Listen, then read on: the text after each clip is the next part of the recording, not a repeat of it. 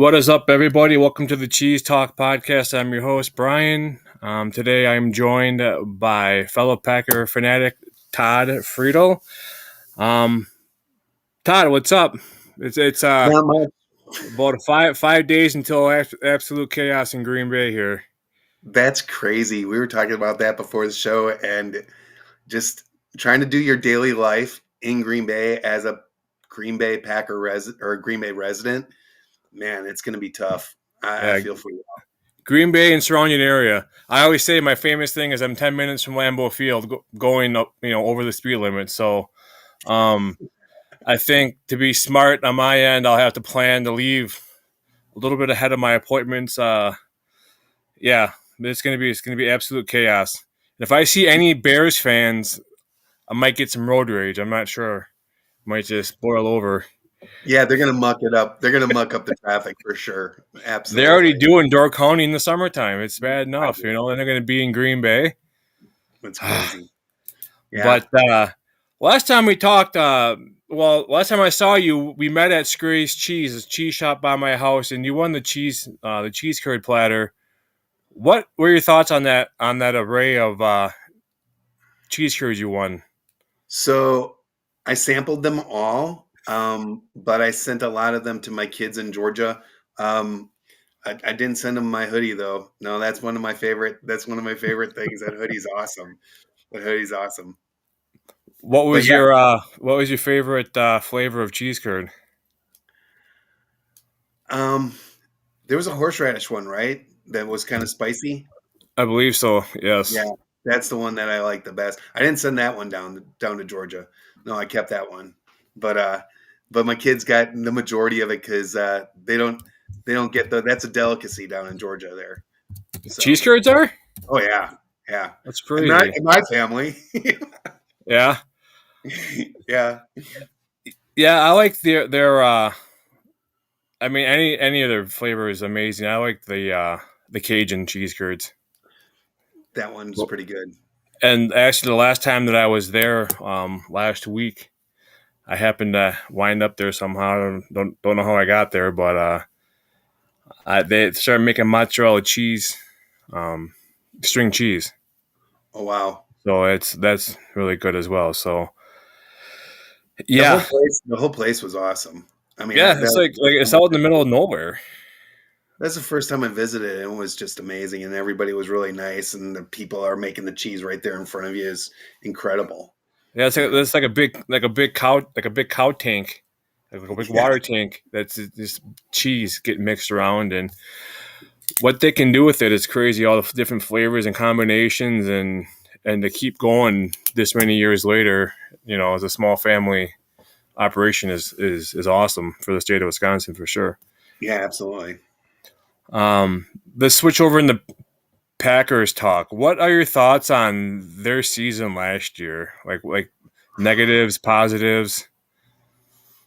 Um I think we were because of the way that the season ended 2 years ago, right? With the loss in San Francisco, but the Packers being into that game well into the fourth quarter. I think everybody's expectation was a little high, higher than it probably maybe was fair to be. And then they still finished with a great record. The fact that Minnesota and Detroit had the records that they did kind of made us feel like we had a 7-10 season. I mean, like it just the division record was disappointing, right? And that would have helped make it feel a little more like it was a successful season. But I mean, they gave Philadelphia everything they could handle in the playoffs, So it's hard to say because they didn't advance further into the playoffs than they did the year before to say it was successful. But I don't think it was unsuccessful. Um, the disappointing part was probably the division record and the wide receivers just like had hands of bricks. It felt like they had hands of bricks all year, at least at the biggest times. Right. My thing is like we give the Eagles out of all the teams they face in the playoffs, we give them the biggest competition. You know. Yeah, they were in that game. They were in the. Yeah. If they didn't lose their entire offensive line, who knows how it would have turned out? But I mean, like, yeah, they were in that game. It was. It's crazy on TikTok. I if people don't know me right now, I like to post stuff for humor. I don't. I mean, really mean a lot of what I say. I just well, except for against the Bears, but um, pretty soon it's going to be against the Bears and the Vikings because the way they're coming after. So I just post like random pictures of like that one of like an unsuccessful Lions coach, and then it had Campbell those doll pictures that they get made up by AI and everything. Yeah. They're like, oh, we beat you guys the last 2 years. I'm thinking the last 2 years. What about the other 35 years? You guys have been non-existent. Wow, you've had 2 good years. Congratulations. You Yeah. know, and you can thank Matt Stafford for having the talent you have now. Because if they wouldn't have traded Matt Stafford, you wouldn't have gotten the overhaul and draft picks and who you have now. So it's just let you have your fun few years in the sun, and then you guys can go back and hide. Yeah. I love that meme of the Lion King where Simba's like, "What's off in the dark shadows?" and he's like, "That's the Super Bowl, son. No lion's ever been there." That was Yeah, that yeah, was yeah, good. for sure. It's just crazy. Like, you've had like 1 or 2 good years, and all of a sudden here you are. It's kind of like Laker fans. They're all up in arms over their last couple of seasons with everything going on, and then all of a sudden they trade and get Luka Doncic, and all of a sudden like they're the next best thing since sliced bread. But in my eyes, that whole thing with the Lakers was the NBA, the viewership was down, and they needed to do something to bring that back up. And what what spot other than LA to do that in? You know what I'm saying? Yeah, I mean, if you get the Lakers versus the Celtics in a final, that ropes in everybody on each coast and everybody from the Bird Johnson era, Magic Johnson era. You Yeah, know, and if that happens too, the Celtics are going to annihilate the Lakers. It was not even going to be fair, I think so you know. too. Yeah, And like as far as the Mavericks go, seeing Anthony Davis walk off the court last night after giving it his all, he had 40 points. He hurt his right leg during the game. He kept on playing during the game, and they kept on panning to that Nico Harrison. I mean, how he is still a GM in Dallas is beyond me. You well, know? did you hear that? Did you hear about that fan that they told Yeah, to not say fire Nico every time he walked by? I think one of the games he got escorted out by security. That's unreal. You can't Well, even be. you can't speak your mind at a game if it's not being vulgar or not, threatening somebody. What's the big deal? Yeah, apparently those seats are like, he's a season ticket holder and they're like $1,000 a game. And Yeah, they're just gonna like, sorry, you can no longer be here. I'm like, good luck. yeah. And you got a GM making how many millions of dollars, and you can't take someone that's paying his money to say something that 99% of America is saying, Exactly. and the 1% that ain't saying that are the Lakers and the Laker fans.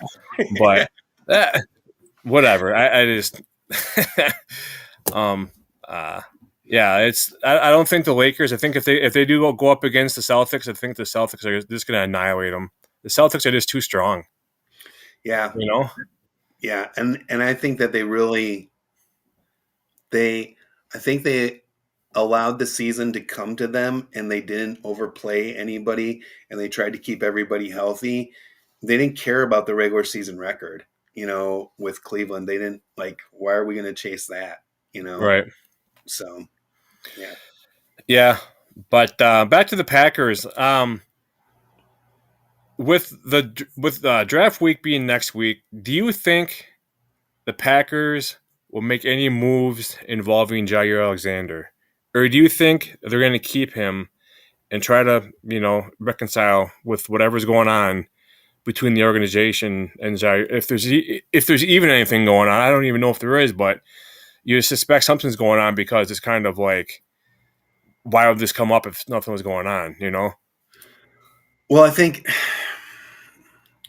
just like John can be a polarizing figure amongst fans sometimes, right? And it's only because not because of his play, but because of his health, right? I think that's what makes him polarizing. But that also might be the same thing that makes him polarizing in the building. Maybe nobody's got a personal beef against Ja, but they're like, like, how can we justify paying you this money when you've played what 12 games in the last 2 years or whatever it is, like something like that. So maybe everybody likes him. It's just like there's people that are like talking about it through the lens of the money that's being spent and the resources being allocated. I mean, to me, you do one of two things. You either figure out some way to get them to Cincinnati so that you can get their disgruntled pass rusher, right? And and make that deal work, right? Because then you don't have to worry about drafting an edge.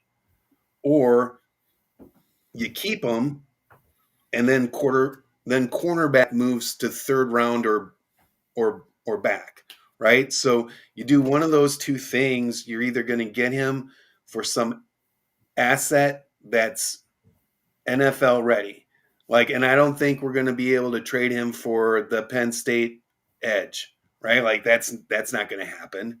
So then Hendrickson or whatever is in Cincinnati. I mean, he's doing it now. He's was number one in sacks last year, right? So if he's just ship Ja and a fourth rounder and then get him, and then that way then you spend the first round on a cornerback or on a wide receiver, and you spend the second round on what you didn't get in the first round, and then you spend the third round on D tackle or somebody on the O line, and you go. So, I mean, do you think they would trade him, like let him prove himself the first part of the season and then trade him to show that he's worth and maybe make his value go up? That can happen. But if he's playing that good, then do you really want to do another Rasul Douglas? I mean, that I mean, if he's playing good enough to raise his value, then yeah, if you got him and Nixon both on the outside, and then you've got that bevy of players that are all slot people, Javon Bullard, the guy we traded for from the Raiders, like you've got the slot lockdown. Our safeties are awesome. We've got, and that's the thing about the Packers is like we've got so many draft picks from last year that really didn't hit the field from either injury or they just couldn't get it clicking, right? So, I mean, Kitano Ladapo, the other linebacker that we drafted last year, what's his name? That never saw the field. What's Cooper? No, not Cooper. Mosby? Hopper. Tyrone Hopper. Yeah.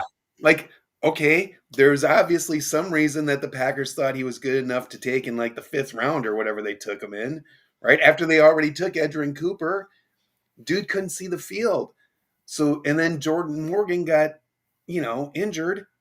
So, I mean, it's almost like we have a double amount of draft picks coming in that could potentially help the team. The guys from last year that didn't quite make it. And then, I mean, everybody that's on the team that's a starter right now, I feel pretty good if that was the starting offensive line, starting defensive line, starting back, like whoever the Packers had that's a starter right now. I mean, can you make upgrades? Yeah, but I mean, they can pretty much compete with a lot of teams. Yeah. They're not one thing that stuck out to me is when I went to that preseason game last year against the Ravens, Hopper and Mosby played really well. Granted, it wasn't against like their starters, but it was against professional athletes. And how are you going to get better if you don't get playing time? You know what I'm saying? Right. That's why I'm saying like the whole Jair thing is we got that Nate Hobbs. We signed him in free agency from Oakland, or not from Las Vegas. And so what if we do keep Jair and we have Jair and Mosby or Jair and Hobbs on the outside at corner, and they're not going to throw it to Alexander, but they're going to throw it towards I keep on saying Mosby. They keep on throwing to Nate Hobbs, and what if that makes him better?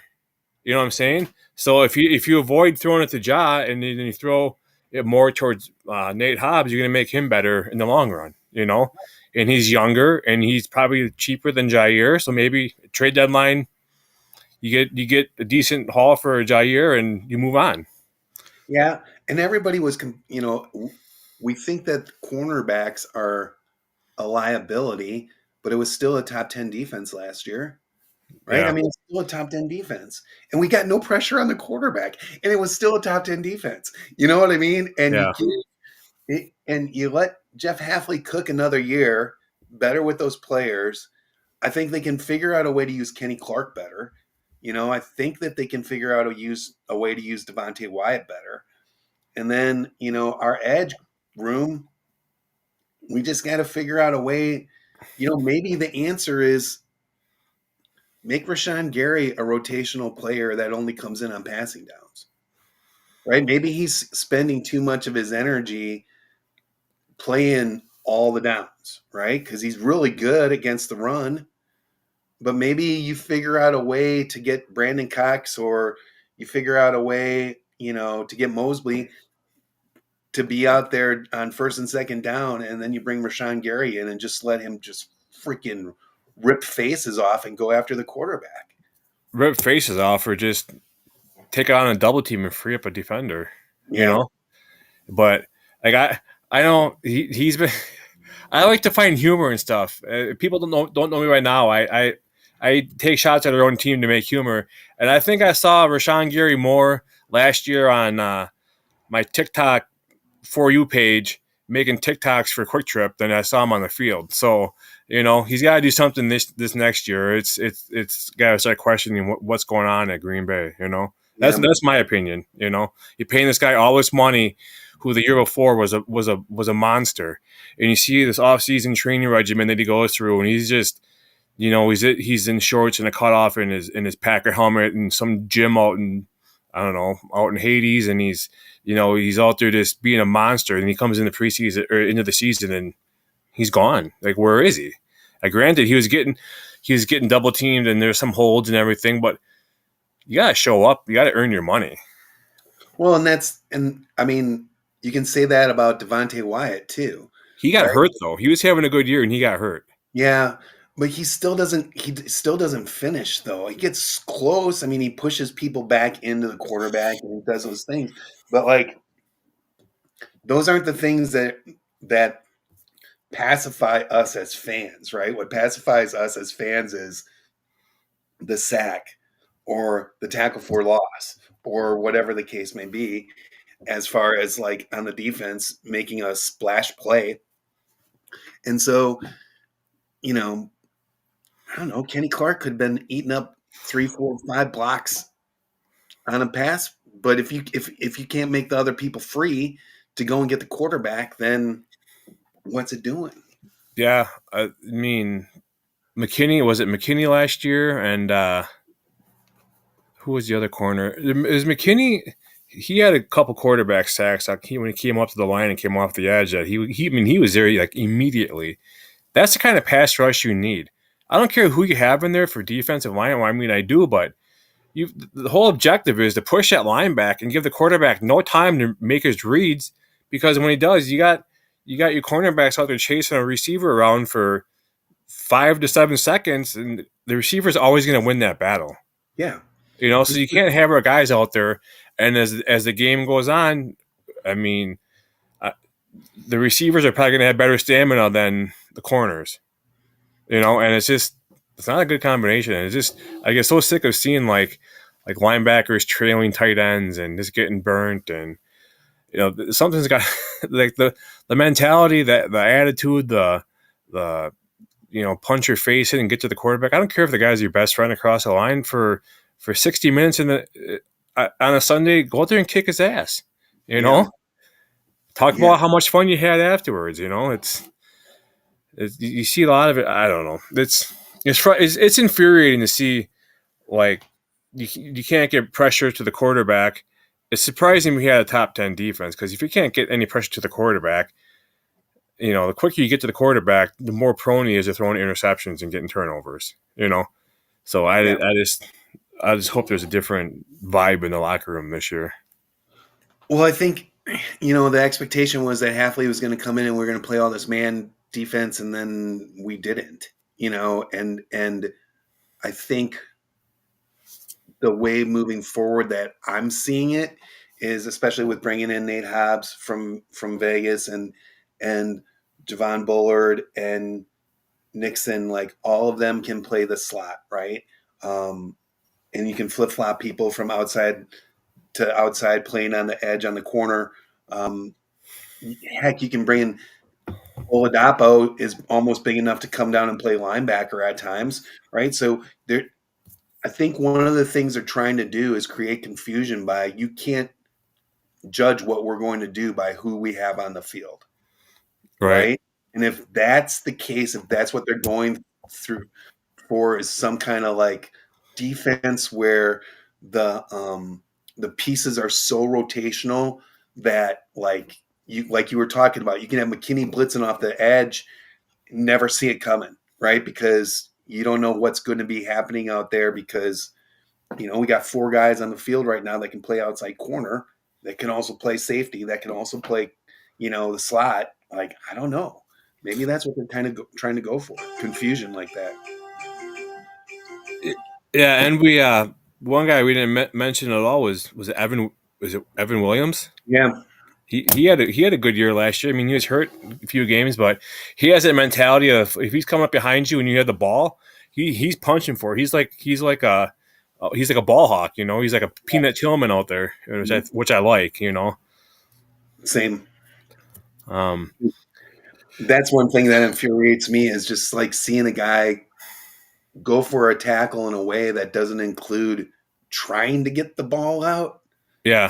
Like try to punch it out, try to do something. Yeah, if you're behind the guy and you don't know where the ball is, I mean, doesn't hurt to at least try to reach around him and try to punch down in a downward motion, free the ball up, or at least try to pull back on his arms and have your teammate come and punch it out.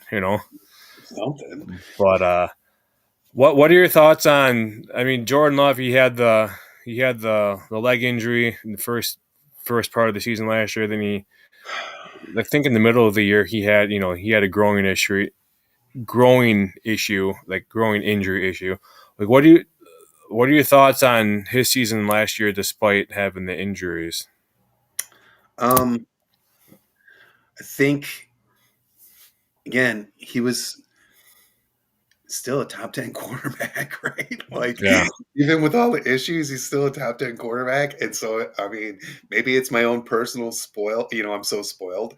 But, all those years of watching Aaron Rodgers and then, Brett Favre, and you kind of forget about how normal it is to have a quarterback that's horrible.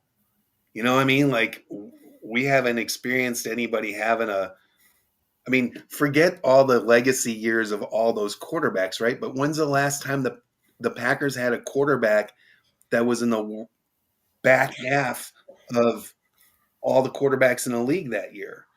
Right. Like, when's the last time we had a quarterback that was 16th or worse? I don't know. I don't remember. I'm only, my youngest recollection is a little bit of Mikowski, but mainly Favre and Rodgers. That's been my whole life. I'm in the 92, 93 is when they got Favre. Yeah. And I was 10, 11 years old. So I mean, really, to understand, like, be that young and understand what's going on, and I just remember Don Mikowski when he got hurt and when Favre came in against the Bengals. That's And Mikowski was even good, I think, the year before Favre came in, right? So it was like one of those things where it's like, well, really, I mean, how many years have we not had a quarterback that sucks? Yeah. I mean, it's crazy. It's crazy. And so the expectation level is way up here for somebody to say, oh, yeah, the Packers quarterback was really good this past year.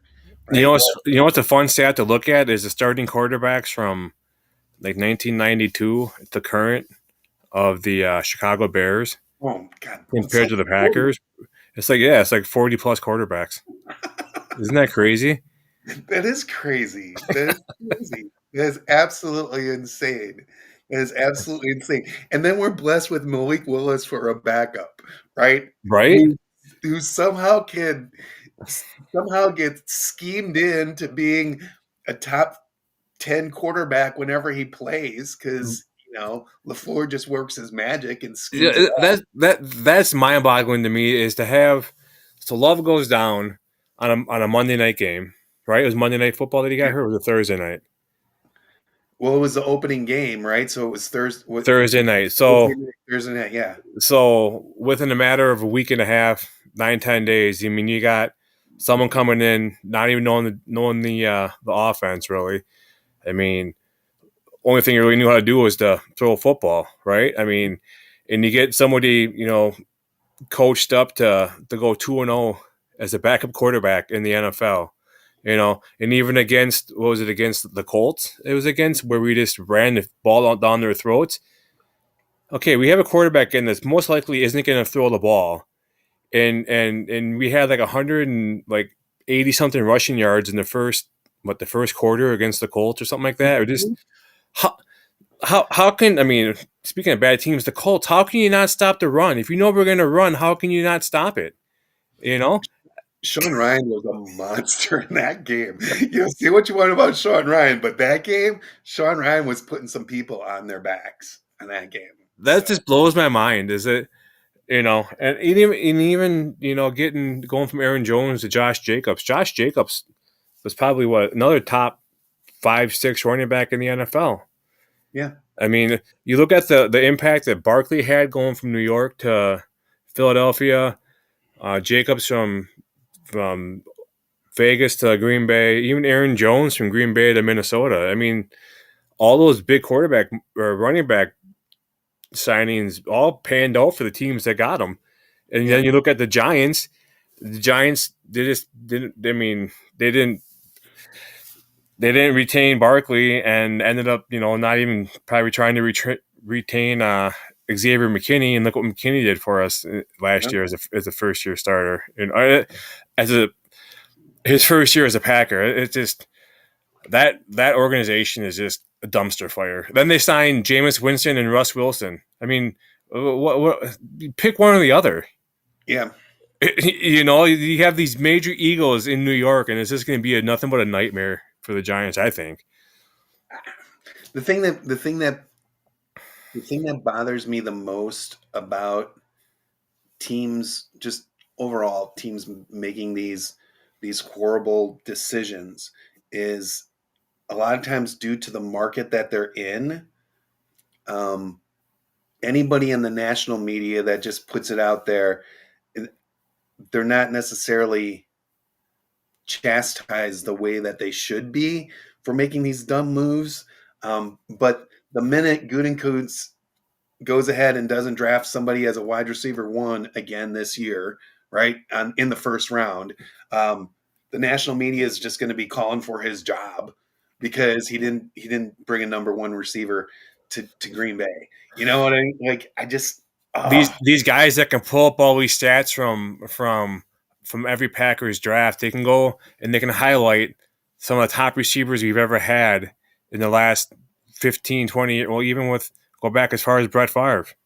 You've had, Jordy or Javon Walker. You've had Donald Driver. You've had Greg Jennings. You've had James Jones. You've had, I mean, Devontae Adams. None of those guys are number one receivers or first round receivers. So I don't see what they're getting at when they're trying to prove a point. Well, okay, cool.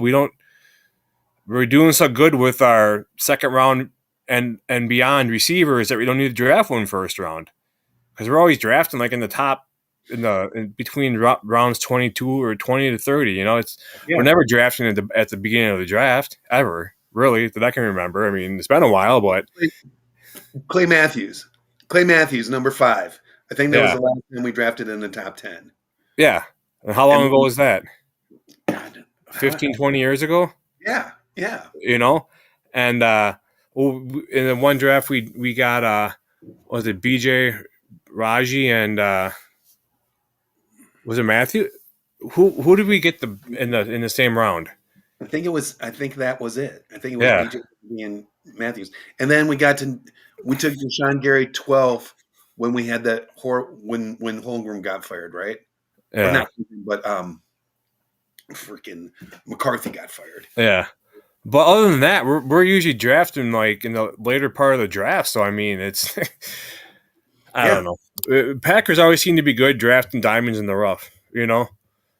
Yeah, and I mean, it takes a while to get caught up on the NFL game, right? So, even Edgerrin Cooper, as good as he was at the end of the year, wasn't on the field the first half of the year, right? And so they brought him along slowly, waited until it clicked. He got injured, and then it was something.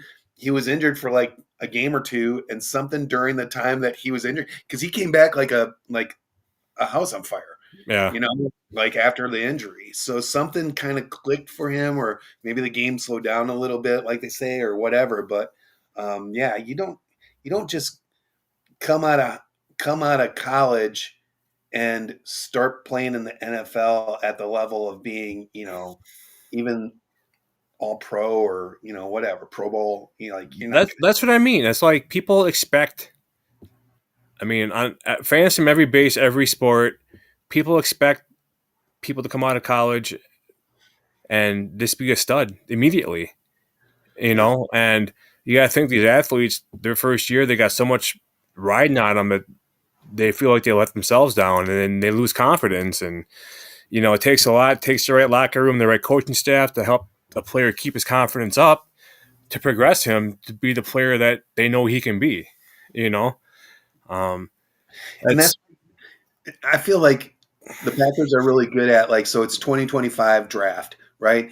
They're not necessarily drafting to find somebody that can start this year. I mean, it's going to be nice if they can contribute, right? But what you're doing is you're finding somebody that's going to be able to fill in for losing somebody in the 26 season or losing somebody in the 27 season, right? So yeah.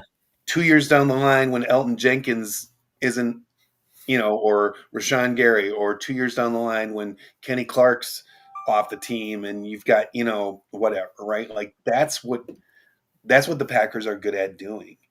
And that's why we're always drafting in the 20s. Who do you see them taking in the first round? I was really locked in on Derek Harmon, like really, like that's the guy that I thought that it was going to be. But I honestly think, and this is going to be controversial because it's going to be in Green Bay, I honestly think they're going to have the opportunity to trade back. I think they're going to have the opportunity to trade back into the low 30s because I think what's going to happen is I think both Cleveland and New York are not going to take a quarterback with their first pick.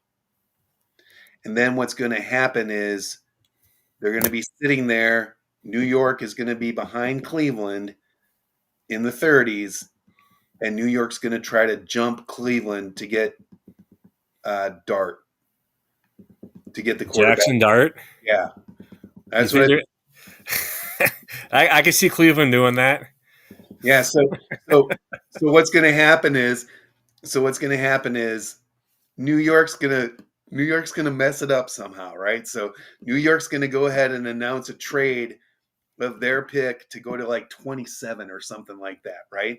And then the pack and they're going to do that around the 18th, 19th pick, right? So New York's going to mess up, announce the pick, announce the trade way too early, right? And then Cleveland's going to hop them to Green Bay's spot to get Jackson Dart. But something like that is what I'm feeling is going to happen. And then we're going to get an extra third round pick, maybe an extra fifth round pick too, or something like that. But there's going to be something for Jackson Dart that's going to go down because somebody didn't take a quarterback early enough. Yeah, I mean, I could see the Packers trading back just because they've always been so successful with later on draft picks. Yeah. And then if you're in the second round and you're at number 32, well, then take your wide receiver. Then take if you got an extra pick that makes it so that you can be like more creative or whatever, take a shot on the cornerback from South Carolina with the messed up knee, or the kid from Notre Dame that's a cornerback. I forget what his name is too, but both of those had some kind of health concerns or whatever, and I'm sure then you'll hear, oh, we're just drafting another hurt player like Ja. But like both of those people, when you see both of those players, when you see them on the tape, like it's pretty unbelievable what they can do. Yeah, So, I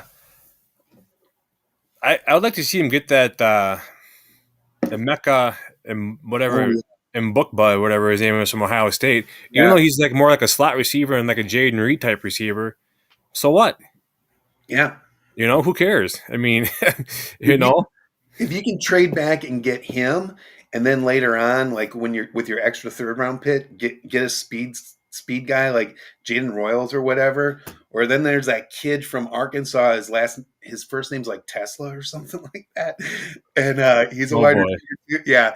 Anyhow, that kid can fly, and he's like 6'3", 215 or something like that, and he played he played FCS ball somewhere in Michigan or something like that for like 3 years, and then went to Arkansas for 2 years, and but he just tested off the charts, yeah, and he had like some kind of crazy 90 percentile, like he caught everything that came his way, yeah. no Do doubt. you see Shador Sanders being successful in the NFL? I I mean, see. after all, you got to think about this.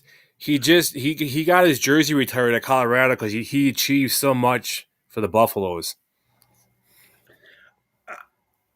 I see the the story around Shador Sanders being successful in the NFL certainly happening for the first 2 years at least. And if he's not successful, he certainly won't be blamed. It'll be everybody else's fault Right. on that team. That's a player, that's a coach. Until his dad becomes his coach, right? Then once his dad's his coach, then it's going to be kind of hard to blame the coach. Yeah, because then they're going to blame the coach, and he's going to point it back to the players because it ain't his fault. Yeah. So I don't know. I don't. I don't know if I was a fan base that had the opportunity to draft him. I don't know if I just stay away just to avoid the drama. Yeah, I don't know how I would feel if the Packers ever drafted someone like that. I mean, he played decent competition at Colorado, but not like it wasn't like top notch. I mean, it wasn't like. I mean, did they ever play like an Alabama or a team like that, Ohio State? Not No, that I can think of. me either. And when he was bad in games, he was bad in games. He was getting pressure all the time, making. I mean, whatever. I only one that I could ever see them retire in the number would be in which they did was Travis Hunter. I think he's a really good athlete. He's a really good kid that has his head on. I think that he's his head on straight, and I don't like the thing that him saying, "Well, if I go to a team, they better play me both on offense and defense." That just pick whatever you good at both. Pick whatever position is going to make you the most money. Yeah, and also get can't say that they can't scheme up, a couple plays, every other game for him, right? On the opposite side of whatever it is that he's playing. Most likely play cornerback, and then we'll scheme up a couple plays for you every other game if we think that it's going to work against the team that we're playing that week. But get good at cornerback first, like get great at cornerback first, and then go play offense, right? Like you don't have to wait until you're 30 to do it, right? Like do it after year 2, right? Like Right. do it after you've accomplished something in the league at that one position, and then see if you can play both ways. I don't know, but why are Right. you in a rush? Why are you in a rush to do it? You I mean, know? it makes me think of like Charles Woodson when he played for Michigan. He played, he was the best at defense, and he returned kicks. He was successful, and he played receiver, and he was successful. He knew his position when he came to the NFL was defense, and he stuck to it. And look what the kind of career he had, and he won a national championship in college. Yeah. So I mean, for someone to come in that's again hell of an athlete, great athlete, but he, I mean, what did he really prove at Colorado? In my eyes, I don't think he did some great things, but it wasn't against it. Where did it get them? They didn't win a national championship. They didn't, he won Yeah. a Heisman, but you know, Yeah. so what? Exactly. As we sit here polishing our Heismans that we have. Yeah, it's yeah. I have plenty of Heismans in EA Sports. There you go. There you He go. can't take that away from me.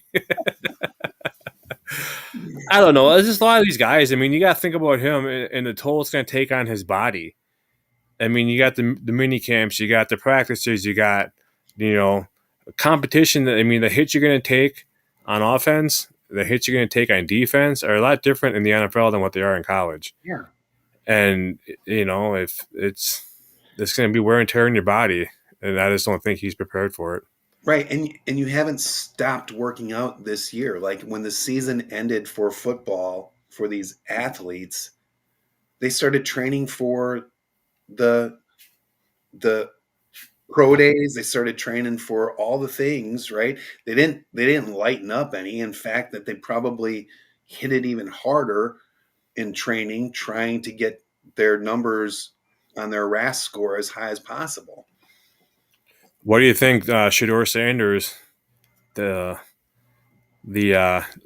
what's the test? The Wonderlic test. What do you think he scored on that? No idea. Like a 4? I mean, he had his pro day, and I saw these clips. The only clips I saw from his pro day were him throwing behind the back passes to someone trailing him. It's like, ooh, good for whatever. Yeah. He has a good arm and he can run, so maybe he can be like the Temu version of like Cordell Stewart. Maybe, but like it's unless you have the humility to work on like I mean, I've never been a pro anything, right? But I mean, like you've still got to get to the place where you put in the work to continually improve, right? And the only way that you do that after you've had your number retired or after you've won the Heisman or after you've, had these accolades is have humility. And do Yeah. you really see that with that family? What got you? I mean, as far as like Travis Hunter, do what got you to where you are now. I mean, granted, I mean he was more in my eyes defense than offense, and I think when you go to offense, if he wants to be a receiver, I think he's going to be overshadowed by other talent. But if you can become an elite shutdown corner, that's huge. Right. And I think you stick to one thing and you craft it. The more you craft the one thing, the more you're going to get paid. I mean, if you want to be in and out of the league in 6-7 years, try playing both offense and defense. I think he should craft being a corner, and then do like special packages, like wildcat formations with him at quarterback or like a running back in the wildcat formation, or maybe a receiver here and there, but not like full-time receiver. In my eyes, that's just stupid. And what's really stupid is me talking about something that doesn't even involve the Packers. But it's just some of these athletes nowadays. It just blows my mind. This what they've been like trained to think, and what they do is just crazy. Well, they're getting paid now. I mean, the NIL, they're getting paid. And so, I mean, that piece of humility, I think, is harder for them to grasp, especially, when they're getting new cards or they're getting, just paid. So, Speaking of NIL, I'm glad you brought that up. What are your thoughts on that? I think there should be I think there should be sort of like a salary cap for Yeah. each school.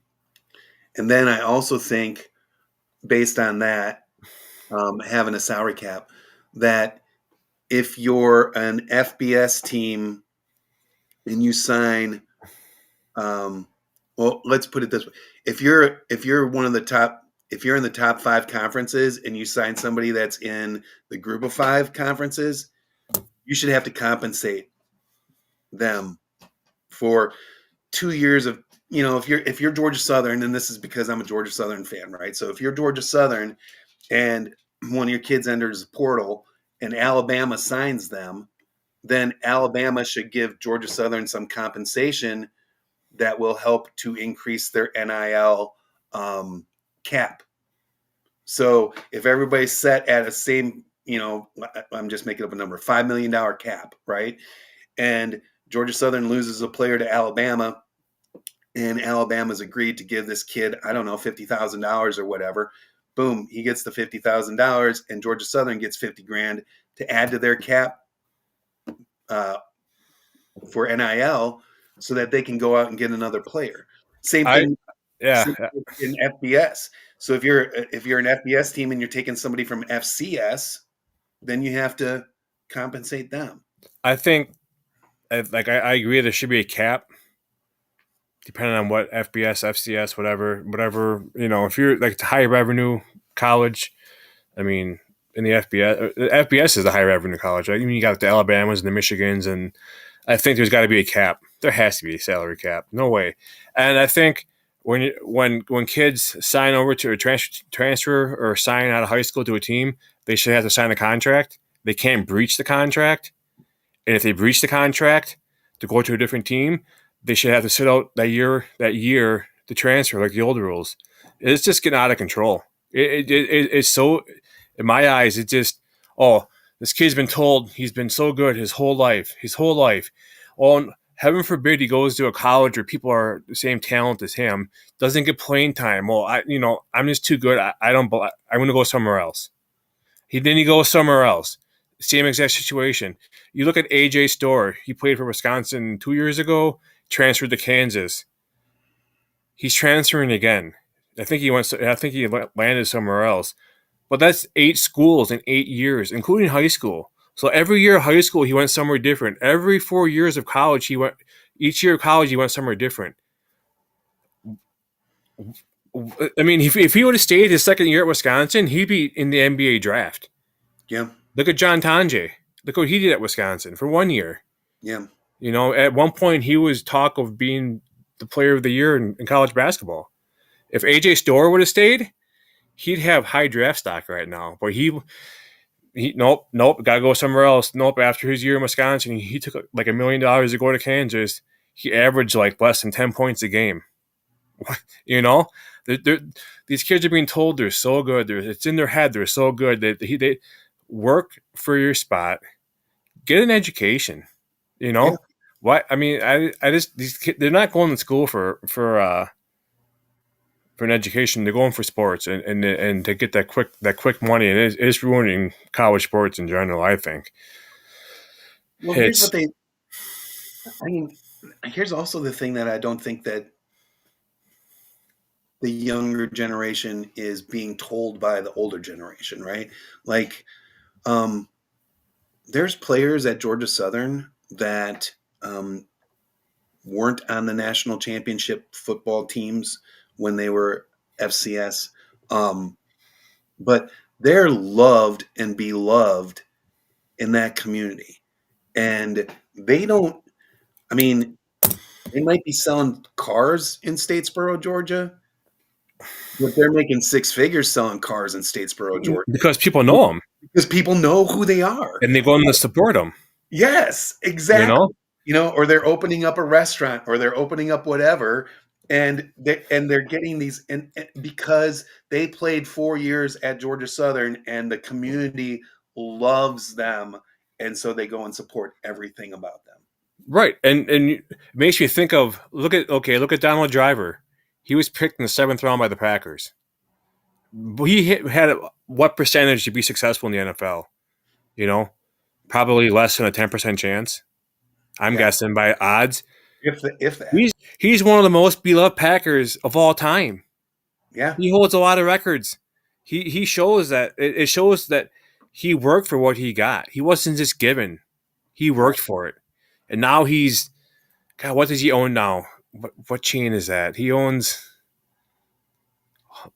oh my gosh, he's like a some type of food chain. Hold on, I'm gonna look it up. I'm sorry. But no, it's just like people he's successful. He's Yeah.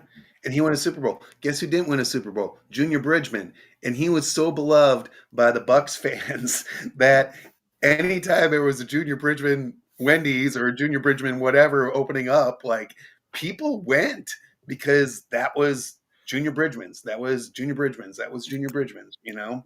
cousin subs. He owns a chain of cousin subs. Donald There Driver you does. And you look at Leroy Butler. He owns like a car. He sells cars like in the I think was it the Wapaka area? I think down that area somewhere.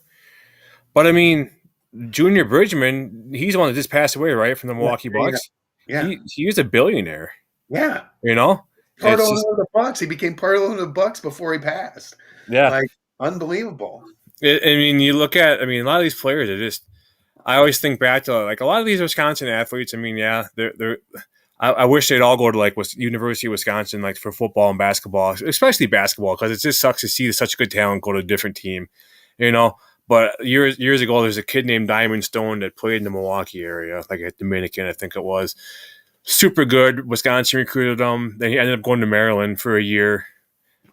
Then he went to the draft. He got drafted by the Sacramento Kings, and now he plays like overseas somewhere. But you know, they get these big aspirations that they're going to be some big like NBA. I mean, granted, I guess they're doing a lot more than I've ever done with my life. But their life and my life, whatever. It's just frustrating, I guess, to see Yeah. some of the decisions they make, and I don't know. It's their life, I guess, and they can live it the way they want to. But it's Well, when you've got people chirping in your ear, right? yeah, And then the other thing that you have to remember is not every kid is got a support system where they want what's best for the kid, even if that means that the family's not going to make a fortune off of it too, right? Like you look at the Knipple kid, Duke, right? yeah, Okay, so his granddad was the basketball coach when I went in high school, when I was in high school, at my high school. Okay. His uncle and his father were on the high school basketball team at WLA. And then the dad left there and became the first athletic director at Wisconsin Lutheran College, right? So the kids basketball lineage as far as don't like, forget his mom. oh yeah, and his mom at UWGB, right? Like so, yeah, basketball lineage through and through, and the kids declaring for the NBA draft, right? But I'm I'm guaranteeing you that that decision was reached not because the family needs money. Right. That's why, you know, I don't know. Well, and Like, you look at like John Blackwell from the Badgers. He's a junior. He entered the draft with the chance to explore where he could potentially go and still have eligibility at Wisconsin. So if he's not happy with what he sees, he can drop back and play his senior year. right, right, You know, and the Knipple, that family. Oh my God, well, De Pere lost to them this year, and yeah, they have what? He had a brother that's a sophomore or a junior. He had a brother that's a senior or that's a freshman. He was a freshman. He is a freshman. A freshman that's 6'8". I know, He could shoot the lights out. I And he had know, a cousin that was a junior on the team, number 23. And he has other like brothers that are younger than high school yeah, age. It's like, how does this even happen? yeah. It's a, it's the new Bennett's. It's the new Bennett's of basketball, Wisconsin. right? Yeah. 'Cause we have these lineages all the time. Like we had the Bennetts, and then we had who was the other family that was like 90s, early 2000s that was really big in basketball, kind of like the whole lineage thing with all their kids. Who did they play college for? I'm trying to think. So Dick Bennett was at UWGB, and then he went to Wisconsin, and I think they're out of Fond du Lac too. Hold on. Oh, No, I know who you're talking about too. golly, Fond du Lac basketball family.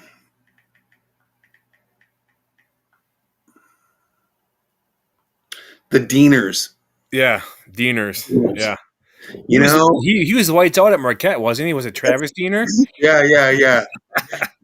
Same thing. Dad was the basketball coach. Brothers were all great. You know the whole thing. So yeah, that whole Wisconsin seems to have those basketball lineage families that just, you know, they end up getting cousins and grandkids and But I'm happy to see him go. You know, it's. I think out of all the ones that you see go one and done, him like him and Cooper Flag. I mean, they're at Duke University. I mean, one of the best prestige basketball programs in the nation, and for what they did as freshmen, as 17 or as 18, 19-year olds, I mean, good for them. yeah, Just go and live out your dream, because you guys can get that paycheck at the next level and probably last in the league for a while. yeah. And You then know, you got to look at the skill sets that each one of them has, and then compare that to everybody else that's coming out in the draft, right? And if they yep, don't have, I mean, both of them has such good 3-pointers, right? yeah, Like, both of them have such good. Did you see them? Did you see the video of them playing the swish game? no, Okay, so they stand at the 3-point line in the corner, and they only count the ones they make that are swish. That are if they touch rim, that and even if doesn't it goes count, in, it doesn't count, right? right? And so yeah, they're playing this, and they're both like 11, 12, 13. Like they just keep going back and forth doing the swish. I'm like, oh my god, Yeah, that's crazy. insane. Let's switch it over to the Bucks. Bucks, Milwaukee Bucks, the Bucks. What do you think Doc Rivers was the cure, and why do you think they got rid of Adrian Griffin too soon? On that note, do you think they got rid of Mike Boot? Do you think they got rid of Coach Bud too early too? I don't. I just think that the next they got rid of Coach Bud. Okay, I understand why they did it. I guess they wanted to change things up. Everybody's in the locker room. It's the same blah blah blah because you've heard the same voice for the last 5 years or whatever. Okay, I get it. No, I think what they needed to do is hire a different coach both times, right? Like both times they hired a coach, and I think Giannis might have had maybe not too much to say for it, but the coaching decision of who the coach was going to be um, was trying to maximize the window that they had with Giannis because they're scared to death to lose Giannis, right? And what they should have done, in my opinion, wait, let me go back. And both of those coaching decisions came with personnel decisions based upon their coaching on the way that they coach, right? And so we need veterans. We need veterans. We need veterans. We need to trade away every asset that we have until 2032 to try to get players that are in their late 20s or in their early 30s or in Dame's case, mid 30s, because we've got to maximize this window. And oh, by the way, Doc only likes to coach the veterans, right? So that's what they say. That's what they've been saying. But the best team the Bucks have had on the court, in my opinion, is when they're playing the young guys with Giannis. Yeah, When they've got when they've got the young guys out there, and I mean, if Sims had gotten hurt, I think he might be taking more minutes from Brook in the playoffs than what he's going to because he got hurt. But I mean, I love that kind of lineup with the young guards, and then you got Giannis, and I mean, bring Kuzman off the bench. You know what I mean? Like, bring Kuzman off the Yeah. bench and just play the young kids and let them just go out there and be athletic and ball. Yeah. I think after the whole trade deadline, I was kind of skeptical on how it would work out. I thought the Bucks didn't really do that well. Um, One thing I got to think about too is we were out without Bobby Portis for 25 games. But I think going forward, the Bucks. I mean, obviously they need to keep Giannis. That's obvious, but they've got to keep. I think Jericho Sims. They got to keep Kevin Porter Jr. and they got to Yep. keep Gary Trent Jr. Yes. and Keep all and the and uh, Bobby Portis Jr. too. Keep all the and Derry Bird. yeah. Derry Bird. I love AJ. Yeah, That's I great. mean those 5-6 guys they got to keep. They've got to they've got to find a way to make it work. And It's Rollins is good too. Like, yeah, I mean, they've got some. They're not old anymore. You know what I mean? Like, they don't have to be old anymore. If they get rid of Brook and they get rid of Dame next year, and then keep Kuzma to come off the bench as their 6 or whatever, play the young kids. Play them. Play them. Play them. Play them. They might not have finished as the 5th seed this year. They might have been in the play in, but they would have been way more athletic. And they just got torched by the Pacers. yeah. You know? That's the one thing too about basketball is a bunch of 3-point merchants. Yeah. They're like teams are afraid to play down low. And play in the paint and even when teams against the Bucks play in the paint, they always seem to have Brook Lopez is like 13 foot tall, and you have a 4-foot guard come in there and just how can you run laps around someone 3 times? I don't get Brook Lopez. Yeah, when he's hot, he's good. When he's shooting threes, he's good. But when he's shooting 3-pointers with an 8-point lead, 2 minutes to go, or 3 minutes to go in the game, with 15, 16 seconds on the shot clock, giving the other team more time to cut that lead down because you're shooting the ball 6, 7 seconds into the shot clock. You don't need to work the ball around, get a good shot with like 1 second to go on the clock. And his delayed reactions in the paint, when people come, you have to anticipate them shooting the ball. You have to at least try to pretend to like care that you're going to try to block the ball. It's just it just drives me nuts watching him play sometimes. It's just hard. I just walk away from my TV because it's like I don't get like what's going like why I don't understand what he's doing in the game sometimes. And as good as Giannis is on defense, like, put him at the 5 and let Portis play the 4, and then have like Kuzma coming off the bench and playing the other, and then you're still pretty big. Yeah. You're not Brook Lopez big, but Giannis is such a good defender, and you're talking about that anticipation and knowing when the ball is coming and things like that. Like, I don't know, like, it just seems to be a waste to Brook me. Lopez, he's getting old too. Yeah, He needs to be gone. yeah, They he's like they need or it, something. the one thing that they had Bol in the preseason in summer league. They had Bol on their roster. The 7'6" guy or Yeah, whatever he is on the I forgot what team he plays for now, the Magic or whatever. They should have kept him. I mean, he has height and he can shoot the ball too. And you can probably get him for a lot cheaper than what you're paying Brook Lopez. I yeah, just and then to see what they gave up for Jay Crowder. Where's Jay Crowder at now? He's yeah. not playing for the Bucks, and we're out of draft picks for the next 5 years, 6 years. Yeah. you know, I mean, that's why I say you're going to have to trade Dame. You're going to have to get rid of Brook Lopez.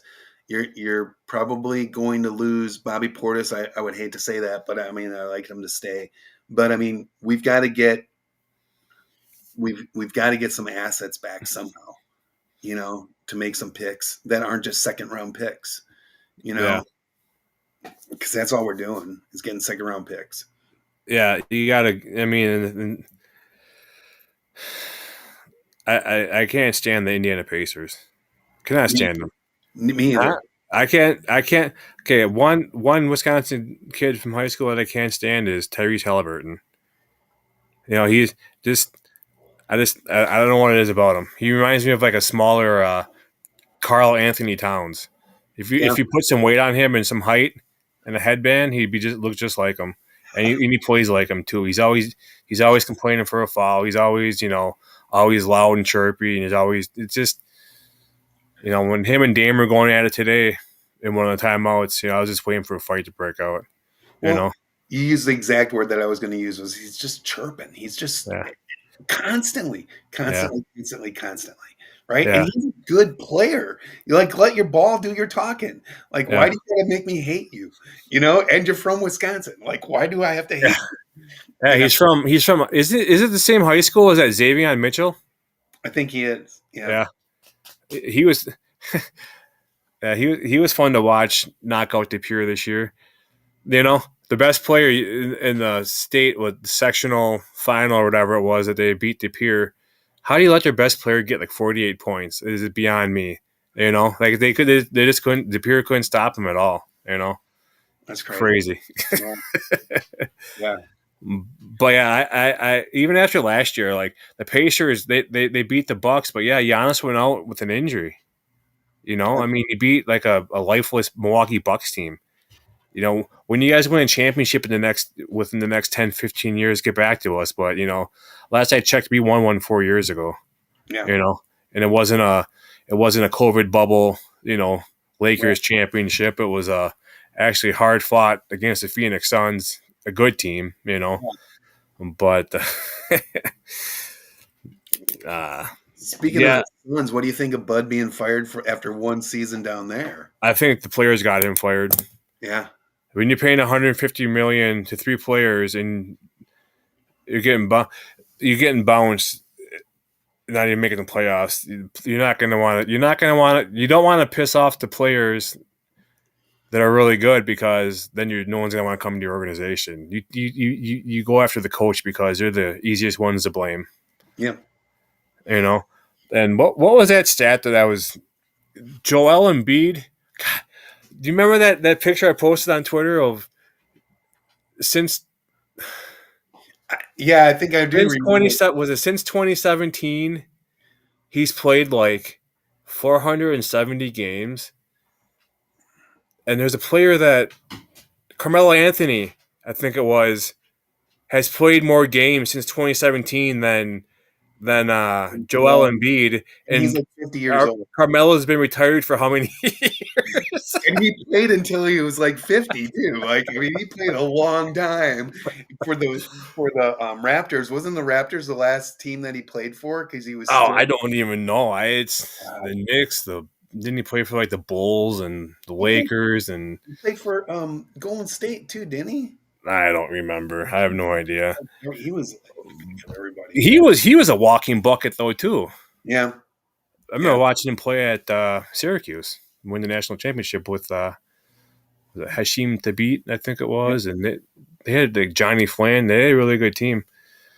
But yeah, it's crazy. But with the draft coming next week, I would advise anyone in the Northeast Wisconsin area, plan ahead. I'm taking my Uh, camper up there tomorrow. you taking a camper? No, you parking. Where are you parking your camper at? So the RV parking lot that's right there, kind of across from the Reich Center. It's on the same block. It's on Tony Kendeo Way. Okay. So Yep. so right down from where the practice facilities are, the practice fields. So you got the two practice fields, and then there's the parking lot. That's going to be that RV parking lot for campers and stuff like that. So I got a spot. They went on sale like 6 months ago, 7 months ago. I got a spot when they went up like number 30 something on the spots. I thought I was getting a good deal at the time, but now that the hotels haven't even filled up and things like that, like there's some really good deals out there as far as like go to casino, spend the Wednesday, Thursday, Friday, and Saturday night, and they're gonna cart you back and forth and give you breakfast and like $300 to go and gamble. But when I got my spot, I thought, they were talking about some of these houses close to Green Bay getting 12, 15, 20 grand for the week. That's crazy. I mean, I was talking to someone who thought about doing renting their house out, and they couldn't get past the insurance part with their insurance carrier because of what ifs, and that's flipping crazy. I know. So Mr. First Down is coming up. He's staying down in Brillion, and he'll be up third. Was it Wednesday? He'll be up for the draft for sure. But yeah, I'm expecting to meet up, or I'm hoping to meet up with him. I just don't know how far I want to drive into Green Bay. To be honest, it's a lot, and they're talking for revenue of upwards of like $96 million Wow. for the area, and for one Packer game alone, they bring in 16 million a game. So it's 6 times the amount Yeah. that you're looking at. 250,000, 300,000 people. If there's any Bears fans and you're in my way, I'm gonna Running. lay on my horn.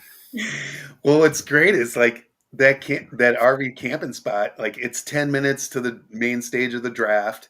A walk, 10-minute walk. It's 5-minute walk over to Stadium View. I'm like, you're right there in all the things. And so, yeah, I'm dropping the camper off on Sunday. My kids from Georgia are flying in on Tuesday night, and then I'm driving them up there. I took the day off of work on Wednesday. Drive them up there on Wednesday before it even starts. Drop them off, and then I can go back to work because Yeah, I'm not going to be around 500,000 people. yeah, No, no, no, no. yeah. It's crazy. Yeah, it's like it'd be nice to meet up with the people and everything, but I just don't know how close to the draft I want to do it because I don't even know. I have to look at the maps. They update like maps every like the closures and this and that like Yeah, every day. There's like a new phase of the draft taking part and or taking effect and I got the one that I got right now. I don't know. I'll show it to you. Let me spin it. It's this one right. It's that one right yeah, there. Have you seen that one? yep, Yeah, that's the latest one that I've seen. But like, yeah, you're talking about between the Rice Center and Lambeau Field, that whole area is just going to be packed with people. That's what I mean. Like that's like 2 city blocks of people. yeah. I drove by last week when they're in the early stages of putting the stage together, and it's just they have chain link fences all around that whole section of parking lot at where you would park to within the stadium parking lot where people would park to go to like the pro shop. I mean, you have to park like a ways away just to walk to get to the pro shop, you know, and it just you just the amount of people. It's like people in when you grocery shop and they're in the middle. You're walking behind them, and then they stop and they're looking right in the middle. Where excuse me, just move. You have to heck, I have to break out my book of wrestling moves when I see people in Bears gear. Yeah. Some stone cold stunners. Maybe some sweet chin music. Well, I got really lucky. My kids are diehard Packer fans. I was at least able to pass that along to them. Yeah, They're their owners, they bought their stock like they were supposed to. They did all the right things, and so yeah, they won't be wearing any Falcons jerseys or anything like that when they come up. So they'll be decked out right. yeah. My kids will be in school. It's a good spot for them. But yeah, it's gonna be crazy. I'm excited though to see like what the Packers what way they're going. I know with losing um I almost said not Runyon, but Josh Myers. I think Elton Jenkins is gonna move to center, and with getting Aaron Banks Yeah, from San Fran, put him at guard. I still think we got a draft line just because the Packers are so good at utilizing and making the linemen be good at more than one position along the line. yeah. There's a So they come a dime a dozen. that kid who was I think his last name is Kennard. He was Boston College's center Yeah, last year, but he also played both guard positions. Getting him like in the fifth or sixth round seems like a very Packery thing to do. Guy can play 3 positions or whatever. Yeah, if you have the staff that can develop these kids, and you're confident in what your staff can do, and you draft them, I mean, look at COVID year when all those guys are out on the line, and Aaron Rodgers was throwing balls to, you know, I don't know, fifth, sixth, seventh string receivers, and I forgot who we played, but they're playing shuffling linemen all around the place. You know what I'm saying? Yeah. It's you just got to have confidence and creativity and good coaching staff to make stuff like that happen. And Jordan Morgan didn't play last year on offensive line, and I thought Jacob Monk was going to push Myers for the starting job at center, and he's still on the team, right? Like, Yeah. I mean, there's still talent there, and then you add another piece to that rotation. I mean, who knows? Maybe Jordan Morgan beats out Sean Ryan at guard, right? And then Ryan becomes a swing guard, or whatever. Like, Yeah, it's going to be fun. It's always fun. You're going in the draft thinking, the what ifs, and you want to draft certain guys because you think they're going to fit their team. They draft someone that you don't expect, and you're all mad. And the next thing you know, the guy that you're all mad about them drafting is actually being a stud for them. And it's like, okay, well, maybe that's why I'm sitting in this chair right maybe here. that's why I'm sitting in my basement, But and that's the thing too. A lot of these fans that just talk this nonsense. It's like they play Madden. It's like they play Madden with the salary cap off. Yeah, let's do the settings. Quick turn off salary cap so I can keep the best players all the time. It's not how it works. Yeah. So yeah, we will see. I'll work to get you back on after the draft sometime to get your thoughts. Let you process what the Packers have done. Maybe we can meet up get some cheese curds one of these days, and you can actually keep a bag for yourself. There you go. And yeah, we'll have to do another episode after the draft, and like I said, we'll digest and what the Packers did and what happened around the league, and give our thoughts on what we think we might see during the season. Before I let you go, what are your thoughts on getting Mecole Hardman? I forgot to bring him up. I mean, it's interesting to me, but again, like, who's he going to take playing time from, right? Like, who's he going to take playing time from, and how much is he going to be involved in the rotation and all that stuff? Like, I think what they're planning on doing is just what I'm thinking. I'm just a 42-year-old cheesehead, but I think they're going to have him returning kicks, returning punts, and they're going to probably try to save Keyshawn Nixon, Jaden Reed from wear and tear on them. I think they're going to use him for his veteran leadership. He's been in locker rooms that have won titles. He knows, what I'm saying? Yeah. I just think, and he could be that surprise gadget receiver. He has speed. He does have speed, but the thing is that, like, is it scary enough speed that it's going to be Christian Watson speed to open up the plays? You know what I mean? Like, and so if it's not that, then does he run routes better than Devontae Wicks? Well, maybe his hands are better, but I'm sure he doesn't run routes better. You know what I mean? I trust in Goody. I think he did it for a reason. I think everything you mentioned is a possibility, and maybe bring him in. He's had the experience with some of the best, Kermit the Frog's Mahomes, and maybe he can go head to head against some of these receivers in training camp and make them better. Yeah. You know what I'm saying? Maybe come in to be like kind of like, not like educate them, but like just to help them. Yeah. With their technique, Yeah, that's true. I mean, that's why everybody thought that getting Devontae Adams back would have been a thing, right?